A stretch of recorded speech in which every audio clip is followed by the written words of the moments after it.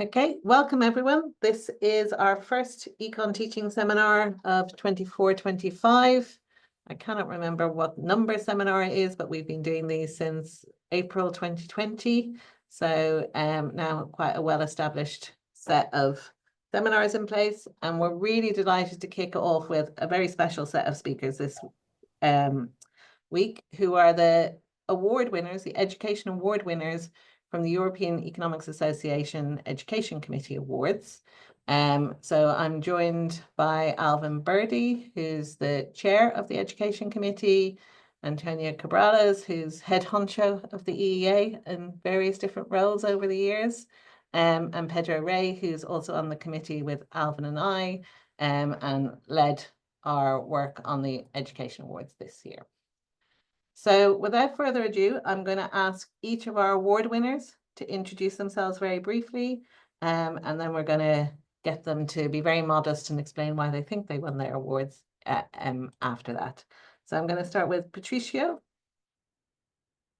Hello, everybody. Thank you for the invitation and for the award. And I am Patricio Dalton. I am associate professor of Tilburg University. I teach now. I'm teaching in the bachelor course, Development Economics. I'm preparing the master's course of Development Economics as well. And I teach also in the research master course of Development Economics. But I have taught for 25 years. Yes, I'm old. I started early as well. In different type of courses, from macro to international economics and microeconomics at different levels. Yeah, here in Tilburg and in Argentina, Uruguay, and UK as well. Okay, thanks so much. As you might hear, Patricia is the winner of our senior category, so more experience teaching awards. Jerome, I'm going to pass to you to introduce yourself. Well, hello everybody. Well, I'm going to plagiarize what Patricia said, but thanks for the invite. Many thanks for the award. Unlike Patricio, I am the winner of the early career category. I was a TA at Lancaster for the past 3 years, and this August I've been promoted as a lecturer on the teaching track, still at Lancaster. I've still taught over quite a wide range of modules, but if you'd ask me where my research interest is, it's more in, say, game theory, mechanism design, matching market, and I've got a side gig in sports economics as well. Spoiler alert, I hate football. I'm not interested in that, and I got in this field out of spite more than out of passion.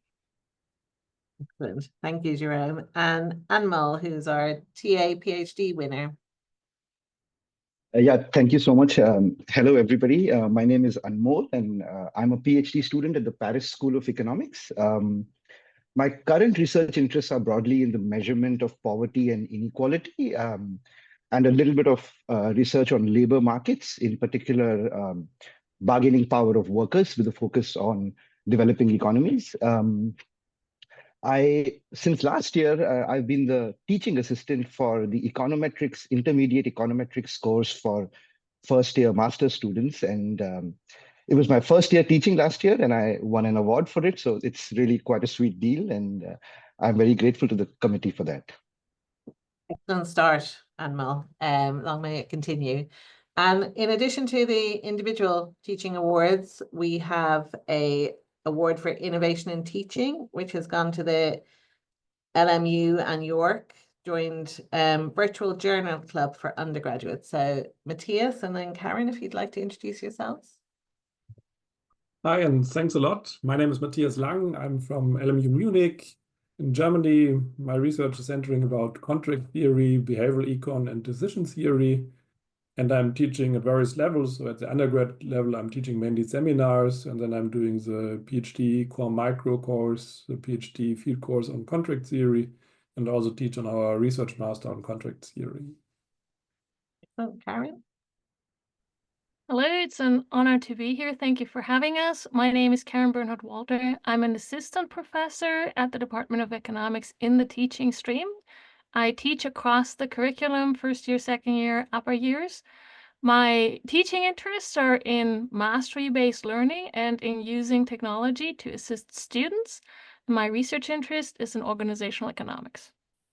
Excellent, thank you. So just to explain what we're going to do, I'm going to embarrass all the award winners by reading out what our panel of judges said about them and then asking them to, I guess, explain a little bit why they think they got the award. It probably is worth explaining. So the process for the EEA Education Awards is that we tend to announce them about April, May time, and individuals put themselves forward for awards, but there's sort of one per department. So we need department endorsement for these award winners. And then we have a panel which Pedro organizes with Alvin from the council, from the EEA council. So we have a mix of people involved in deciding who should get the awards. So there is a process behind all of this. So if I start with Anmol, as it is his first of, I'm sure, many awards. So what the panel of judges said about Anmol was that his students report that he is very skilled at making complex topics understandable and interesting. A very impressive feat for an early career teacher. He succeeds in making his econometrics classes relevant and rewarding. So Anmol, do you want to explain in a couple of minutes what you think makes your classes special? So, I mean, I should start by saying this is rather embarrassing. I mean, to try to think of what I may have done well is not something I was particularly prepared for, but nonetheless, I hope to do justice. So, I mean, I have about 2 or 3 things in my head that I think I tried to implement. I don't know if I was fully successful in them. So as a reminder, I teach a sort of intermediate econometrics course for, incoming master's students. So one thing that I've noticed with econometrics courses that sometimes tends to happen is that students tend to lose the forest for the trees because there's a lot of, new mathematical notation to be introduced, a lot of theorems to learn, a lot of new estimators that they're introduced to. But oftentimes it's a bit hard for them to really follow the why of why we're doing many of these techniques and methods. And I kind of found it useful to sort of have a narrative-based course where right from the start till the end, there's a broader narrative that I'm trying to sort of lay out in front of them. And in doing so, it kind of becomes a bit like trying to introduce them to the sort of discovery of these new methods by problematizing something that started off very simply, say, taking the OLS estimator and saying all 5 Gauss-Markov assumptions are satisfied, and then breaking down one by one, why each of these assumptions may not work in situations, but making sure they sort of understand the broader sort of narrative of why we are developing these tools. So I found that to be sort of something that I try to implement at least. The second thing, and I think this depends on context, but in my case, at least the class that I had has a lot of heterogeneity with students coming with very different levels of pre-existing learning. And then it becomes kind of hard to target what level of instruction that you have to give. And I kind of found it more useful to target it to, say, sort of the students with the least prior knowledge. So oftentimes this meant, recapping things that was already introduced to them, or for instance, covering certain examples that otherwise are maybe not useful for a student that's up to date, but trying to account for maybe the sort of weakest student in the class also tends to help the average student, is what my experience was. And then as a sort of last thing, which is, I think using slides and technology has become sort of the norm in teaching economics, but particularly for a course like econometrics, where, a lot of derivations need to be shown. I particularly found using the standard, whiteboard and chalk to be more useful, particularly because I think, it gives students some time to assimilate what's going on. And second, I think it forces us as instructors also to be very, very clear and precise with what we're doing. So I feel maybe some of these old school methods should be used as a complement to some of the new technology, which of course is very helpful. So those are the 3 broad things that I think I tried to do, and I'll maybe stop here. And thanks a lot once again. Thanks so much, Anmol. I literally was in a meeting yesterday about a new teaching room and was very clear that we still need whiteboards. We're not gone beyond whiteboards. I'm so glad to hear that. Absolutely echo your view. I'm going to turn to Matthias and Karen, so our award for innovation in teaching. And let me just explain what the panel said, and then they can explain to us a bit more about their virtual journal club for their undergraduates. So the panel said this collaborative initiative uses new technologies to create an environment where undergraduates in 2 universities meet virtually to discuss economics research. Students appreciate the opportunity for productive interaction with faculty and other students and feel the club helps them develop on multiple dimensions. So Matthias, do you want to explain a little bit about the club and why you think you might have deserved this award? Karen is going first there. Perfect, Karen. So Karen's in Canada, in New York, for those who didn't catch that bit.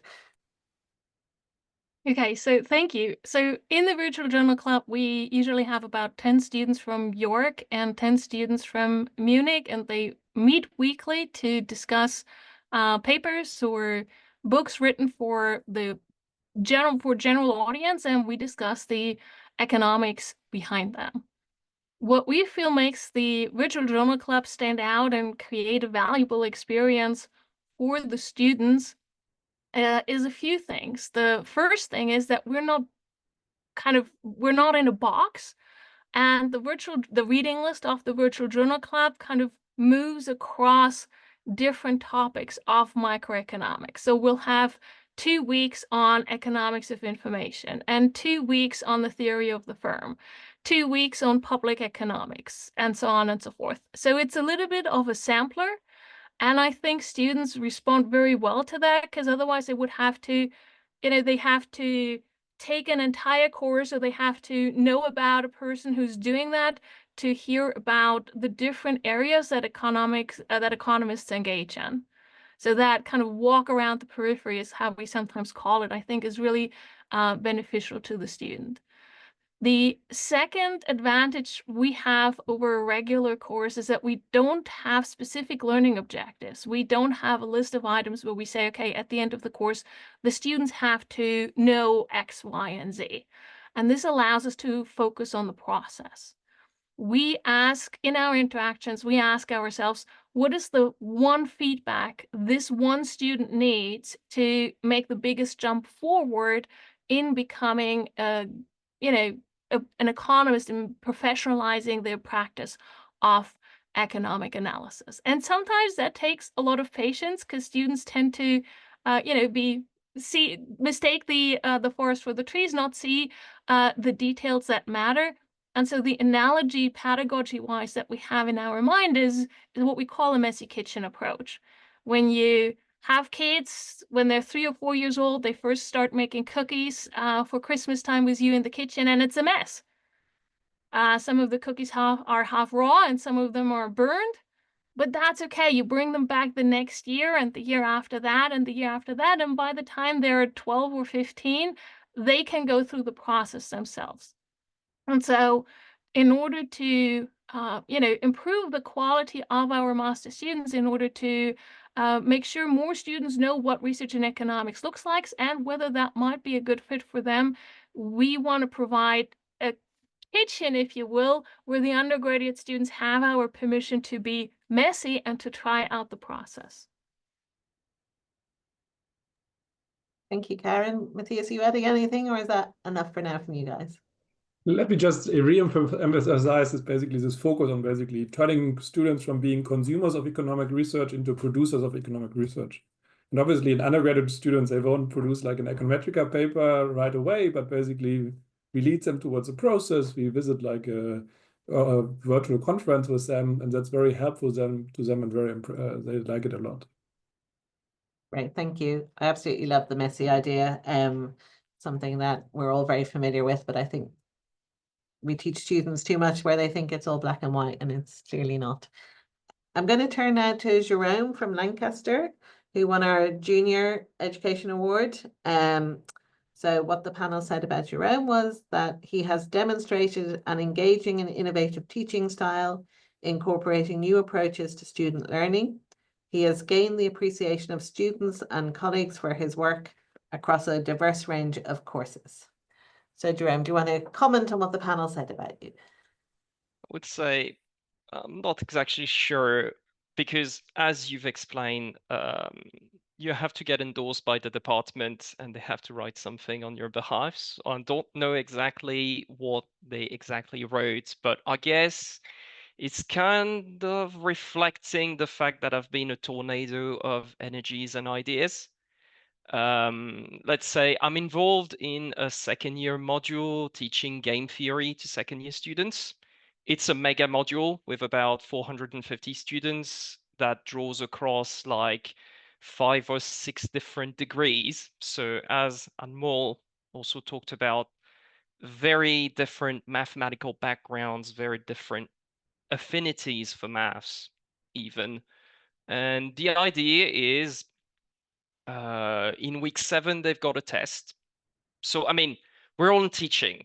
We know what's going on. Week 7, we know the attendance is going to take a massive drop because there's a test. But the thing is, we're not going to stop our tutorials that week. So, problem to solve. How do you get students back in the classroom, even though they are tempted to skip it in order to review previous week's material for their test? And the week before, I just see the convener of that module and I tell him, G-Way, if we give a standard problem set to students, nobody's going to show up. It will be a disaster. Instead, can you ask the university for money? And instead of solving the games that they have in their problem set, remember we're teaching game theory, how about they play the games against me for money? That ought to motivate them a little bit. Now, of course, the convener credits to him for 1, agreeing to my crazy idea about a week before. 2, credits to the head of department for agreeing to the funding. And 3, well, I mean, the convener is actually a behavioralist. So, of course, when he hears about experiments, that's sweet music to his ears. And we did it. And the feedback was actually incredibly good. And we repeated that for the following year. That was 2 years ago. And here's another idea. Is like, G-Way, do you mind if I actually record what the students are doing when they're playing games against me? And now we have a 2-year data set. I am going to present that like the result of me crunching the data from the last 2 years to the department and basically see how well we have performed in teaching our student backwards induction. And that's the sort of idea. I'm just giving you an example in game theory, but I've tried to apply that to my own module of industrial organization. And I've tried some other funny stuff for the public economics module. But the idea is that I'm always this sort of pestering bloke who randomly shows up with ideas. And so far, all of them worked out quite well. So I guess they were pretty happy with me. Anyway, Excellent. I'll drop the mic for now. Thank you. I think you should be aware that you are in good company. I suspect most of this room is pestering mavericks, pushing for change in their institutions in different ways, often starting like you have by just making small suggestions to people, and then it can escalate quite quickly. So well done for that. Thank you. I'm going to finish this segment with Patricio, who introduced himself earlier from Tilburg. So what the panel said about Patricio is he's being recognized for his long-standing achievement and commitment to student learning. He teaches several courses, all with passion and enthusiasm, going the extra mile to ensure that no student leaves the lecture hall with unanswered questions. He has been consistently recognized for teaching excellence in Tilburg, where students regularly comment how impactful and memorable his courses are. Not embarrassing at all, Patricia. Would you like to say a little bit about in response to why you got the award? Oh my God, memorable. Yes. Yes, that I don't know if that is good or bad, but I think it's, yeah, maybe memorable in the sense that really I try to inspire. I think what the students always tell me is like I'm inspirational, you know, and I think I am inspirational because I believe in what we do. This is what I told you before, you know, it's important that you give this recognition to teaching because, you know, it's something, it's the most, I would say, you know, we do research, I love research, and I you know, and I even apply my research to teaching, but teaching gives us this kind of immediate reward of seeing students saying, oh, wow, I understood now. And now something that something makes sense to me, you know, and now I can think about and about this topic in a different way. And you can do it that with teaching, because with a paper that you publish, you don't know if you're really generating that or not. That's why I kind of think about every course that I develop it from scratch. I don't follow books except for Micro 101. Yes, that I do follow a book, but still, you know, the way I teach is basically try to think about always a problem from the very beginning. We start with I don't give lectures notes in advance. I just, you know, they know that we are going to be talking about a particular topic on that week, and I start with questions. And you know, so the type of lectures I give is kind of a if you want, a Socratic method. We develop the problem and the solutions, and even try to model it, because sometimes I taught Micro 4, which, you know, principal agents. Well, we start from scratch. You know, what is the problem that principal agent is dealing with? You know, what the problem of information, what does it mean to have information, not having information, whatever, always from scratch, from the very first principles. And then, of course, with a script that I know that I'm following in the back of my mind, you know, you know, we kind of develop the lecture. That's why every lecture is different, because it really depends on, we are going to get to where I want, but from different ways, you know? So that's why, so the slides are there. I'm not worried about following slides. I'm not worried about, you know, being really rigorous with every slide. The content is there, but what I want is that in the process, they realize that they are learning. That's why, you know, and that's why maybe it's inspirational, because, of course, what I make sure is that that to tell them how relevant it is to know this, you know, the relevance of this, knowing whatever topic. Of course, development economics is much easier to explain the relevance, or you know how to you know, facilitate poor to escape from poverty, and you know that is easy to kind of to convey the message. But in other courses, it still is relevant to know why the price of the banana is €1 and not 2 million euros. You know, so you know, even in Micro 1, it's relevant to understand every single thing.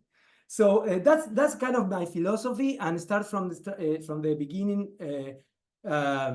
And so basically, all the courses are developed in this way, kind of a general review of the problem or particular topic in the lecture, and then in the tutorials we go more in depth.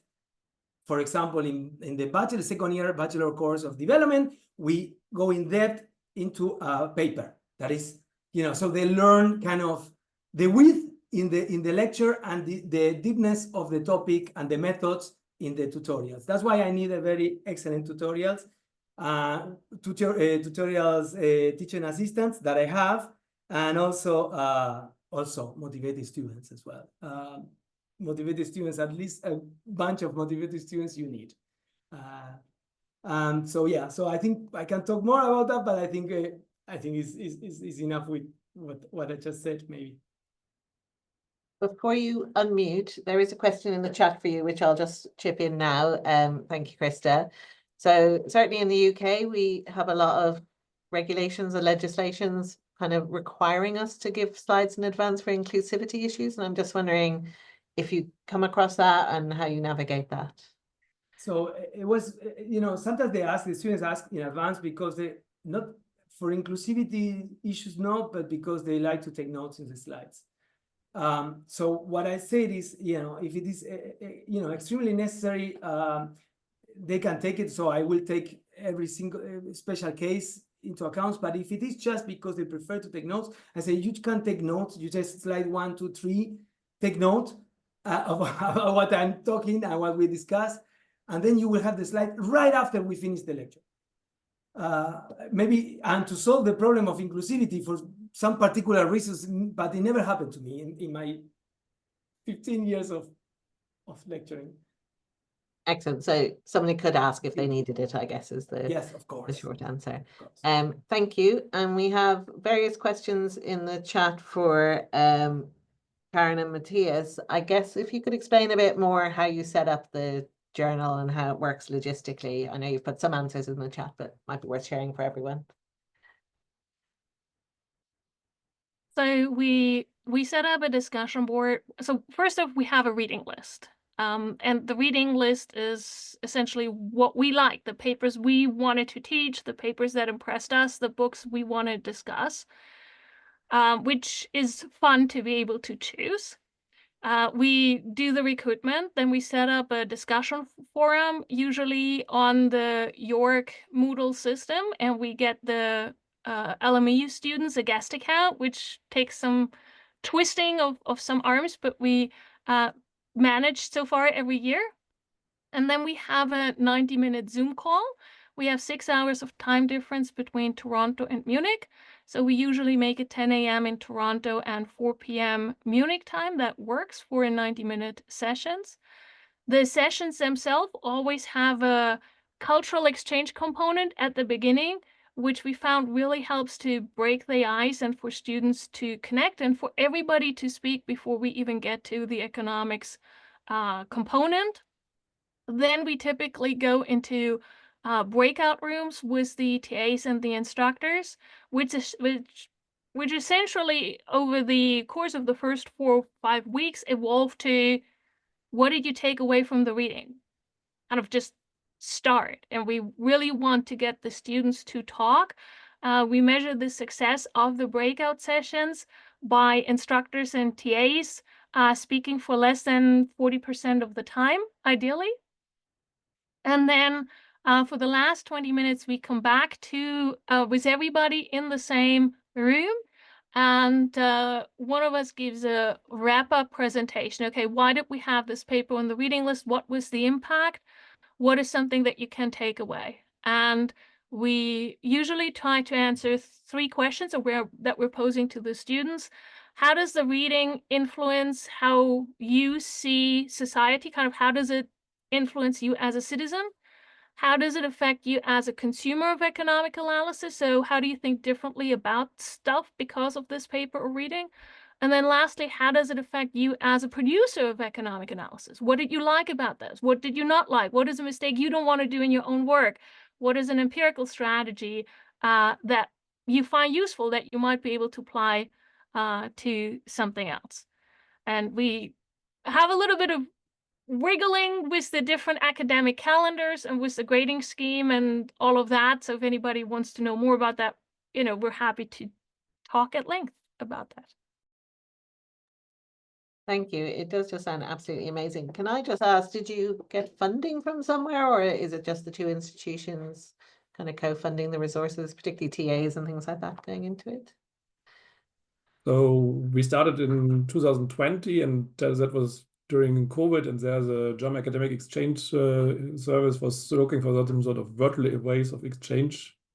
And so they provided some sort of seed funding for us, which was later then complemented by seed funding both from York University and from LMU, which is paying for the TAs, and that allows us to give the students a very generous ratio of basically supervision, in particular in the breakout rooms. And so we are constantly evolving and working on that one. Excellent, thank you. Please do keep the chat going, any further questions, but as with all good shares, we have a few pre-prepared ones just in case. So the question I was wondering about was if the award winners could explain to us who or what had inspired them when they were thinking about how to design and deliver their teaching. So Jerome, I don't know if you want to start about where you get your inspiration from. Oh my. Well,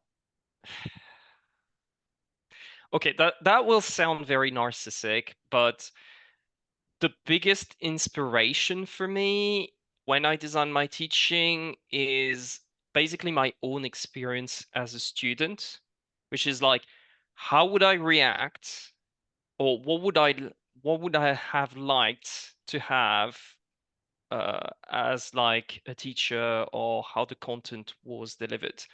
Because the idea is, if my hypothetical student self would love what I'd be teaching or how I teach it, then probably some other people would like it.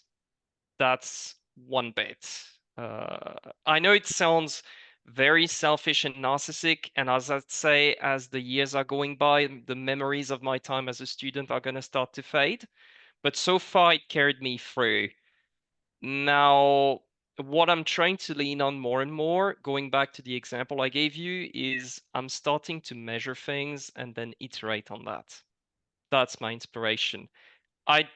There's a trap, there's the data trap where you're drowned in key performance indicators. But the idea is that as long as I keep a healthy mix between the two, like my past experience as an instinct and then the measurement and the performance of what I do, I feel I can get something quite nice in terms of output and delivery.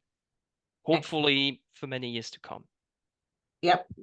Thank you. Anmol, have you got any particular inspirations you want to share? So, I mean, one is, I mean, I want to say that I think what Jerome says is not narcissistic at all. I mean, I think, so I was on the student side of the same course that I'm TAing exactly 2 years ago. So my memories are super fresh. And so I think that certainly, I mean, plays a role in how you sort of motivate your teaching. But at the same time, I mean, I'd like to take this moment to also thank 2 online resources that I, both as a student and teacher, really draw on regularly. One is a set of econometrics lectures that Ben Lambert who was at Oxford University, has put together on YouTube. And then there's this YouTube channel called 3 Blue 1 Brown that's run by Grant Anderson that sort of explains really complex topics in linear algebra and other areas in mathematics with a very, very intuition-based understanding. And so that was really an inspiration for how I should at least try and model myself. So yeah, and I thought this would be a good time to sort of acknowledge these 2 resources. So I'll stop there. Excellent, thank you. Pedro, thank you for sharing links in this chat as well. Patricia, I'm going to ask the same question, what inspired you, but also there's a separate question coming in around how does it affect students or you if your module stands out as being very different to the other teaching that they get on their degree? How do you think that affects things for them? But also what inspires you? Yes. Well, in terms of what inspired me, who inspired me, I can think about 2 important professors I had in Buenos Aires. For example, Daniel Heyman was a macro professor in the graduate course, was so passionate about what he was teaching. I was not a macro guy, but really, it inspired me to read all and more about macro. Because that type of thing. So I learned that, if you get inspired by someone that even you don't like in the beginning, and then you say, okay, I want to learn because this guy is saying that this is super important. It's giving you a signal that something important must be here, and so that was Daniel Heyman, and I think is the mentor and inspiration of many Argentinians now in the world. But also Richard Smith as well. He was at Warwick, a econometrician, and now he's at Cambridge. Richard is extremely structured. So and maybe many of you know him.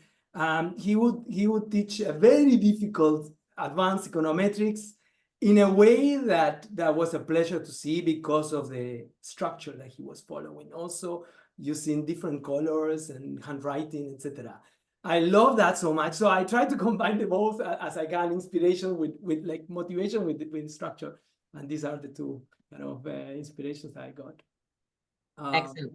And a side question from Parama was, do you think it matters whether your students see different types of teaching in other courses or modules that they're doing? So if they have more traditional methods and then they come into your classroom, how does that land with your colleagues?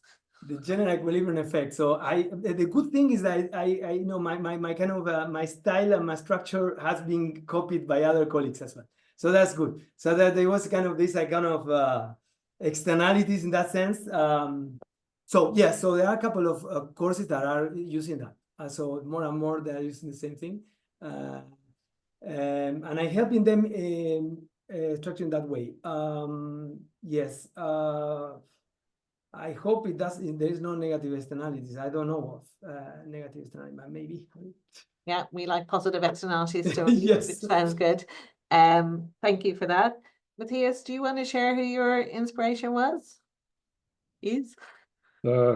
Basically, I was at a university event for like informing about like grant proposals, and there met like PhD students from all over like other disciplines. And at some point we talked about teaching, and they mentioned that basically there's this center for like teaching advice, and they are offering new courses.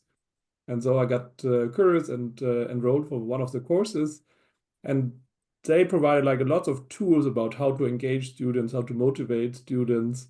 And that basically turned my perspective onto for teaching on like upside down in terms of like focusing less on content and more on basically the process of delivery. And that was very inspiring for me. And ever since I basically try before every course to think about basically some sort of tools and like come up with my own tools and new tools and basically how to engage students, how to draw them in, how to adapt these tools to basically the students I'm facing.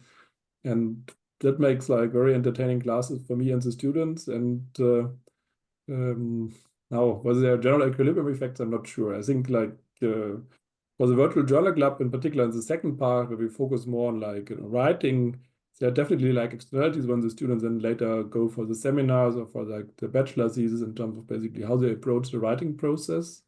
There's a clear one. Otherwise, I think this is like rather course specific. Yeah, excellent. Thank you. And Karen, do you want to explain what inspires you and tell us how you think being an award-winning program is going to affect you guys going forward? So I just answered that letter one in the chat. We're promoting the Virtual Journal Club for this year's course now as an award-winning program, and we'll see if that makes a difference.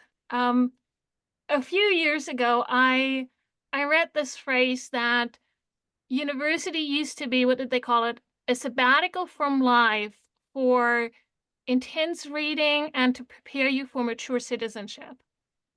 And that today, we're so much more focused on getting people ready for the job market. And I know the many conversations we have on what are the skills that the students need, and that's, certainly something to consider. But I also still holding on to that phrase of preparing students for mature citizenship. And I think that is in particular in public funded universities where we get so much of our funding from society for the public good.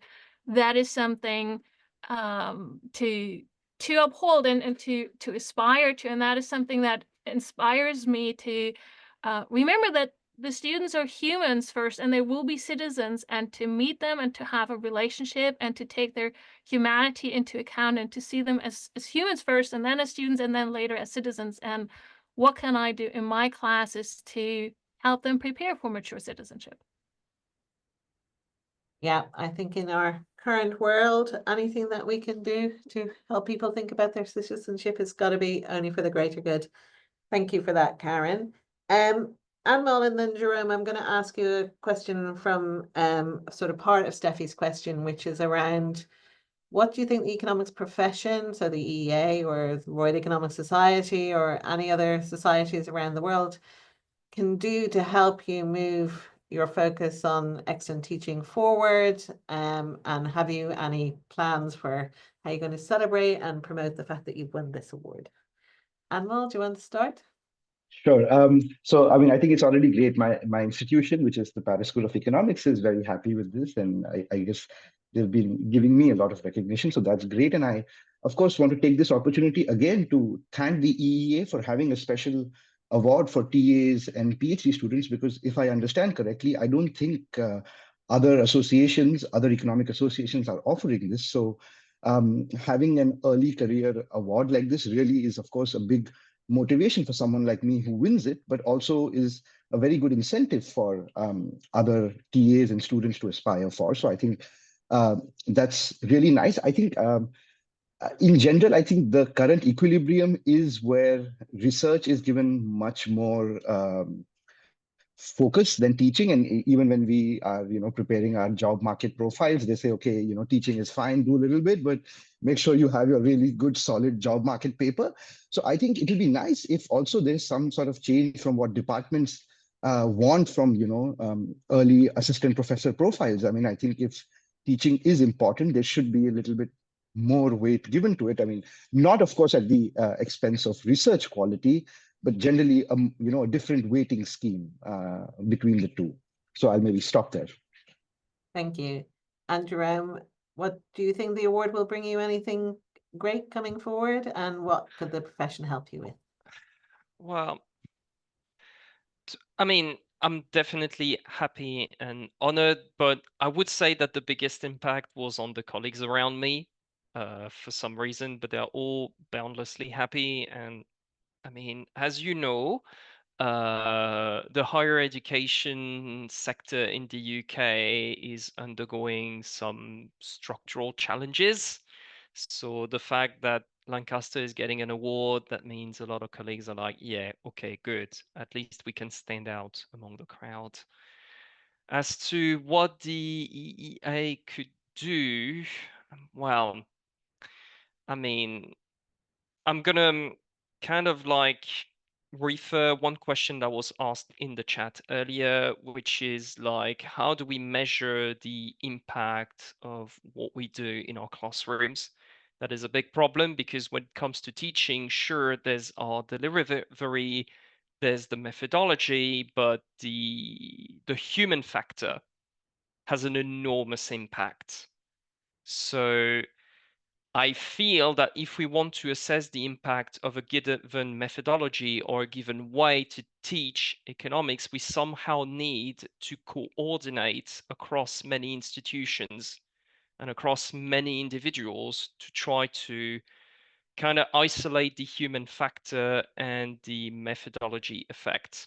So basically, we ought as, I believe we ought as a higher education institution to coordinate the way we deliver some critical module and try to compare the effects. Say, I don't know, a group of universities sticks to a certain way, another group sticks to another way, and then we compare. Basically a diff and diff, if you ask me.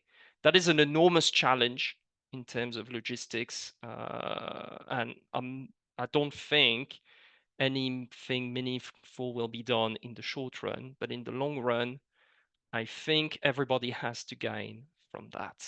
And I believe the EEA, among other institutions, is among the best positioned to conduct such an exercise. Anyway, that's my rambling.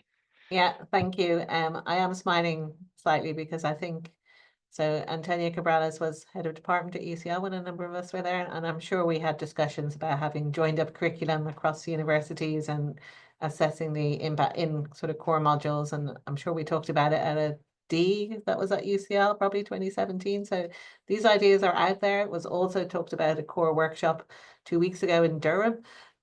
So how we get traction on these ideas to actually get them to happen. I think, you know, CTaLE, working with data and understanding the impact of things is kind of our bread and butter, as it is at the Economics Network. But anything that the profession can do to help us access the data and share the data within ethics requirements would also be really useful. And I think as well, you know, we have a lot of colleagues doing research in education, but not necessarily how we teach. And I think there's a lot that we could learn from each other about the methods of doing these evaluations as well. That would be really nice. Okay, before I ask for the top tips, because this was obviously branded as a top tips from the Amazing Education Award winners, I just want to give people a heads up that there's more money up for grabs from the EEA Education Committee. So in addition to our awards, we have CCORN funds, which are now, the application process is live on the EEA website. They're open till December. So our colleague Eileen, who's with us, heads CCORN Funds Awards. So what they're for is if you've got a small scale innovation idea for an education project, it can be undergraduate or postgraduate. You apply for the funding, you can get it for a year, and then we ask you to share what you found, the learnings from it. So in mid-November, I cannot remember the exact date, we will be having another seminar with the CCORN Fund awardees from the last 2 years to share what they've learned. But for this year, December the 15th is the deadline. And while people are giving their top tips, we can share the link in that for you. So we try around this time of year to do the CCORN Fund Awards, and then the Education Awards come in the early summer as well. If anyone has any questions on that, please let us know. always the question which just depresses me post 2016 of, yes, the UK is in Europe, if not in the European Union, but those of us who have European Union passports can also apply as well. But yes, unfortunately, I'm afraid Canada is not included, Karen, but I'm sure that joint applications from people in Europe will be welcome as well. Okay, let's start these top tips. So I'm going to start with you, Patricio. Top tip that you've been given and a top tip that you would give, unless it's the same thing. About teaching economics, just not about, it can be about life if you like, I guess. Top tip given, I don't think that I gave, I'm typically, I don't give tips or I don't receive tips, but I do believe in, as I say, tips by example, if you want. But one top tip, I would say, the most important, I think, message that I would say is when you prepare the course, and when you are about to enter the lecture room, and when you are talking with the students, think that what you're doing is very relevant. This is the most important, thing that a tip I would do. I would say, because some colleagues, I think, or some people think, okay, it's, oh, I have to teach again, teaching is coming, So come on, I think we have to change completely the reference point and think that what we're doing is very relevant for many. And I totally see that with my experience that it is relevant. I don't have an identification strategy here. I don't have data, but I have a lot of years that in my experience, students come back and say, that lecture that you gave me, etc., it changed my life somehow. It changed the way I see the world. That's my top tip. Believe in what you're doing. Really believe that what you're doing is relevant for those who come from all around the world, of different places with different realities, and are sitting there in front of you to learn and to start thinking with you. So that's the first and the most important tip. The rest, is just methods, but that's the most important tip I would give. Thank you. I can just see the question in the chat. Yes, we will share the recording of the session, so it'll be available on the CTaLE YouTube channel. Probably by tomorrow once I work out how to do it. Matthias, I'm just going to jump around people now. Do you want to share any tips you've had from someone else and any tips you would like to give the group? The tip I received actually like quite a long time ago during my PhD years was basically not to take yourself too serious. And I think that helps in two respects. First, often basically if something ridiculous is happening, I mean, that helps students connect a lot more to the teachers and everything we can do in terms of pedagogical effects. That's the one. And the second one is basically, I mean, there's this instinct that we already discussed is about basically coming from your own experience as being taught and trying to think about like what were the best elements in that one. But then basically if we think about like us as faculty, us as basically the profession, we are not that representative of basically students. And so also in that respect, not taking yourself too serious sometimes helps in terms of basically seeing the different perspective of the students and wondering basically what would be the best approach for them to get into the material instead of basically what's the best approach for us to get into it, given that we are a very selected sample of the students. So that basically was what I received. And in terms of what I want to give out is basically, I think it's always good to think about basically what are the motivational forces for the students. And to some extent, we have seen various of them. We have seen the narratives here. We have seen about basically different methods within tools, bring them in with games. But I think this motivation for the students is like one of the core elements. And once you get the students with that motivation, you already won most of the part for teaching, I guess. Excellent, thank you. Anmol, do you want to share tips you've heard and tips you'd like to share? So yeah, I mean, I don't know, with my 1 year experience, I don't know if I should be dishing out tips so early, but I nonetheless I'll take the chance to mention a mentor of mine, Jean Drez, who I worked quite a bit in India with. And when working with him, I mean, he has this idea of keep it simple, silly. So when I would write something up or when I would try to explain a concept, I think his idea was that it should be as simple as it can be without losing the essence. And I think I try to inculcate that with every concept that I'm trying to teach, that, it should be as simplified as possible without losing the essence. And of course, that often forces me to also clarify some concepts, because sometimes we realize our own understanding is a bit superficial. So that's sort of my one tip that I received that I try to implement. People can take it at their own risk, but I'll stop there. Very good advice. Thank you. Karen, top tips that you received and that you want to share? So two things I think I received and I learned from a lot was, first, teaching problems are solvable. And I think that for me was a real, like, whoa, aha moment. And there's some great resources out there that can help you do that. And the second one was similar to what Anmol mentioned earlier, was start with why. And those of you who've heard of Simon Sinek, he's going around, he's touting this to business leader, but it really changed how I approach my courses. I start with why. For every topic that I do, why do I want to teach this? Why do I think it is important for my grading scheme? Why do I evaluate students that way?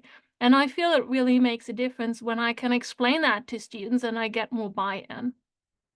So those are some great tips I got. I think one thing I would advise people to, or that I like to share, or that TAs have taught me that has been helpful to them, is to leave room for the students to contribute to and shape the learning experience, and to teach authentically. And that becomes scary teaching in some sense, because you don't know how it's going to unfold. It's not as predictable. But I find we're creating a lot of value in terms of having authentic relationships within the teacher-instructor framework that create a lot of value for students. When they can bring themselves into the classroom, and when they feel the classroom discussion is different because of them being there, and because you're teaching authentically as the person who you are with your experiences in the classroom. And that, I feel, is also where the in-person classroom really creates a value that we cannot replicate with massive online courses or with a masterclass course. And so let's do more of that, I'd say. Thanks, Karen. I absolutely love the why question. I think even when I've been through like education training courses, they still seems to focus on the what and the how, very rarely the why. And I think that's a really good question. Jerome, I'm going to come to you for your top tips. Anything you've heard and anything that you want to share from yourself? Well, best tip I've heard, be quite simple and very similar to what Matthias said, which is you cannot always get your students invested in what you teach, but you can get your students invested in you. It's easier to get students invested in you if you tell them a story. And if it's a story about them, all the better. That's the one biggest tip I received when I started teaching back when I was doing my PhD. And I have to say, it's an excellent tip. As to a tip that I'd like to give, well, many of the speakers before me have given some excellent tips. So and very general, I'm going to say something very specific that I've learned during teaching during the pandemic. If you want to use videos in your teaching, say you post a video on Moodle that acts as a complement of your lectures, I think it's an excellent idea. But my tip is don't botch up the job. That is, if you post a video, it has to be a really good video.